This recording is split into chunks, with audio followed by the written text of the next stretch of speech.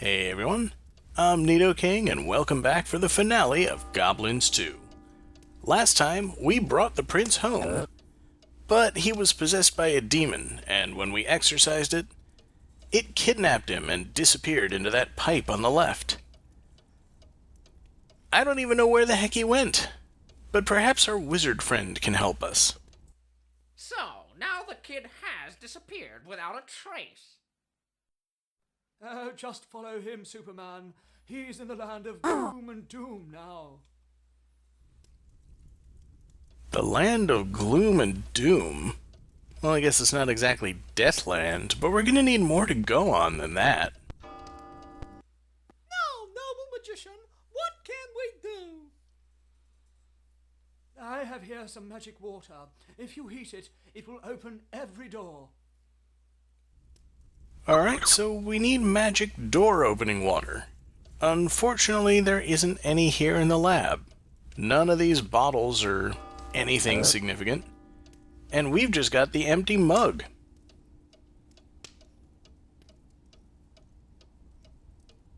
I can't even persuade him to give us a refill.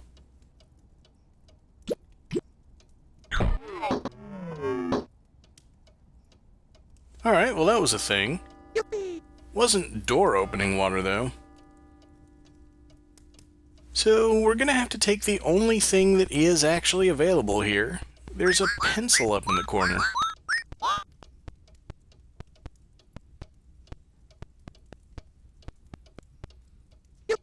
And then we'll need a suitable surface to write on. This picture looks good. But it'll look better with a funny mustache.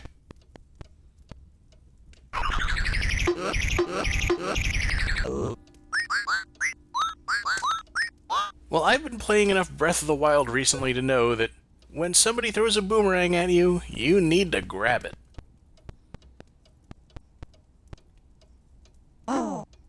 Alas, Fingus won't bounce on the armchair, which is what's required to grab that boomerang. So we'll just have to switch places. At least Fingus does have a prankish mind.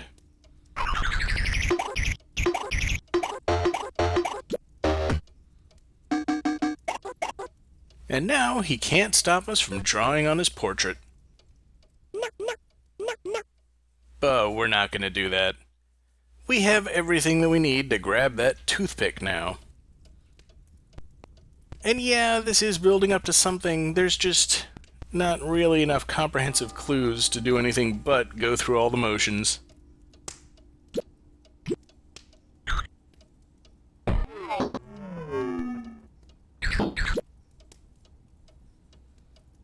So we have a toothpick.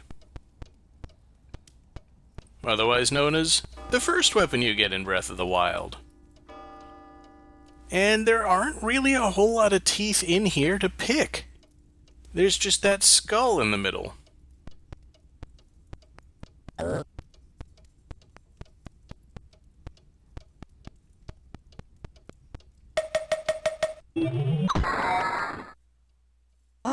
Yeah, I don't know why Fingus doesn't know how to use a toothpick either.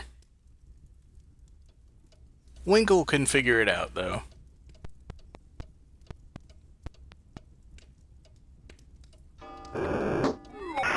And alright, we've got the magic water. In a puddle on the floor. Which we need to find a way to soak up. Can the wizard help us now? So, now the kid has disappeared without a trace. Just follow him, Superman. He's in the land of gloom and doom now. Well, perhaps I can persuade him by scraping a pencil across that chalkboard behind him.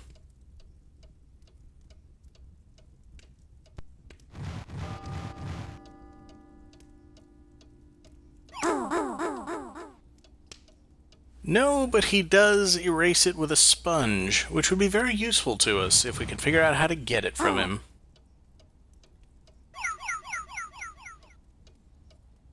Really, all you need to do is keep drawing on it and pissing him off more and more. And finally, he'll just throw the sponge at us. I think that's kind of a European tradition, throwing erasers at troublesome students. And we now have a sponge filled with the magic water. So all we need to do, like he said, is heat it up. And the pipe is both the door to the land of gloom and doom, and a handy source of heat.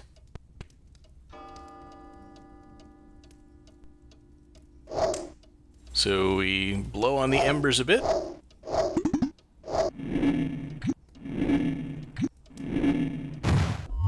And voila! The door has opened.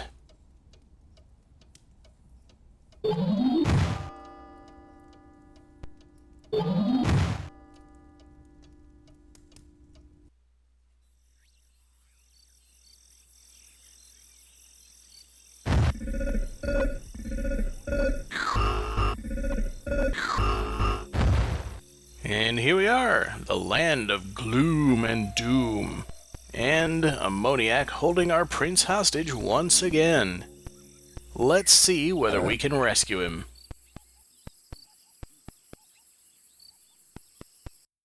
Hold it, demon! Give us back the prince! Never.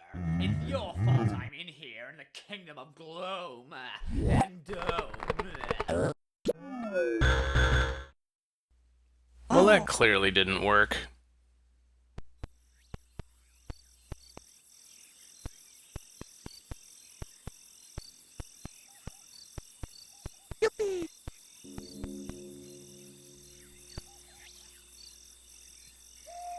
Well, talk to him. Hey, ugly. You don't have it as good as up in the castle, do you? You just wait till I catch you. You little creep.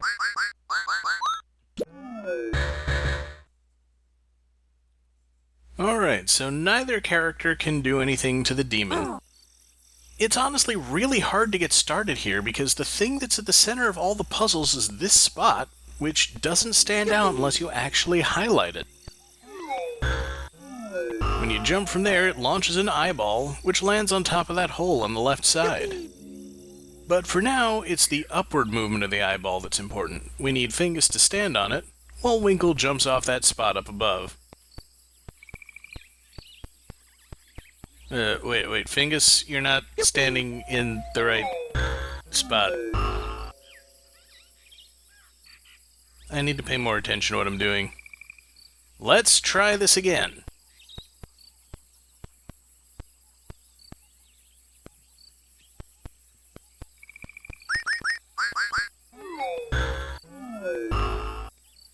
And that puts Fingus into position to grab this mouse. We're going to need that shortly, and we're also going to need Fingus to find his way back down. The other thing that we can interact with immediately is this puddle of mud over in the center of the screen.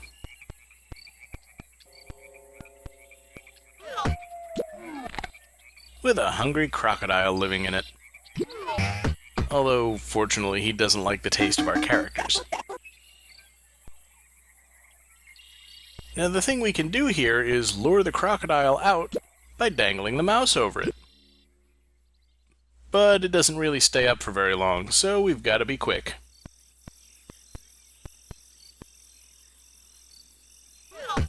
We've also got to notice that for some reason, after using the mouse on the mud, the game takes it out of our active item slot and puts it back in the inventory.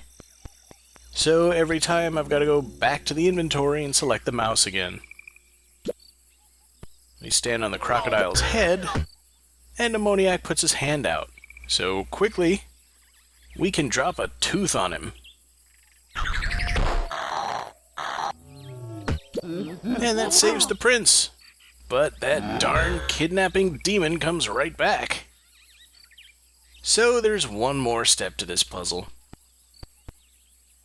We're going to need to rescue the prince and find a way to keep him rescued.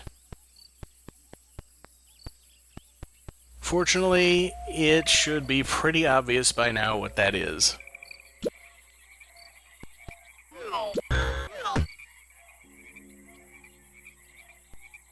And And this is one of those cases where Winkle does all the work. When the demon pops up, we just pound him with an eyeball. And the prince is free. Completely free. And he doesn't seem to be able to get up to where Ammoniac is. Probably for the best, but we can have the other characters go and taunt Ammoniac. They will eventually get unstuck and find their way over there. It's been a real pleasure, Slimeball, but we have to go. Oh, so you're off, eh? Think again. You're stuck here forever, like me. I guess he does have a good point. We didn't really come up with an exit strategy. Or any kind of exit for that matter. Bye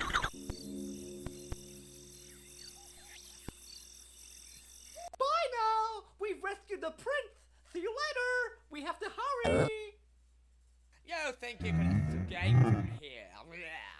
Not a chance. That's my final revenge.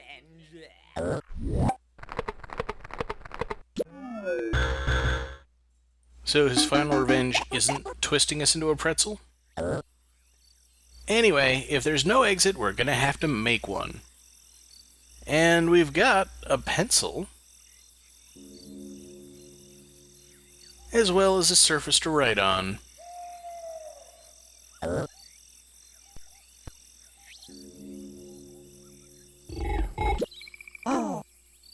Unfortunately, writing doesn't seem to last long here.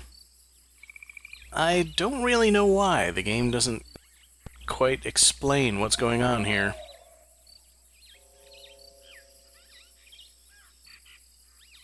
So there's a bit of additional manipulation we need to do. We need the water that opens every door to open our door. And, again, not taking the time to figure out every step of the puzzle by experimentation, launching the prince from the eyeball will have him land on that sponge, releasing the water onto the rock, which will allow us to hold the door open. We just have to do all these things within a very short time.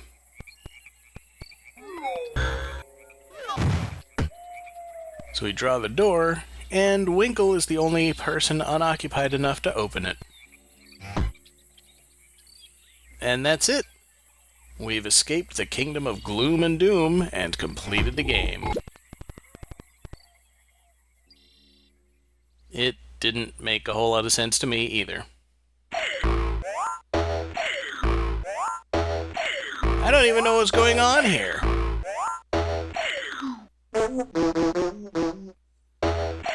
But they seem happy, so I guess it's all okay.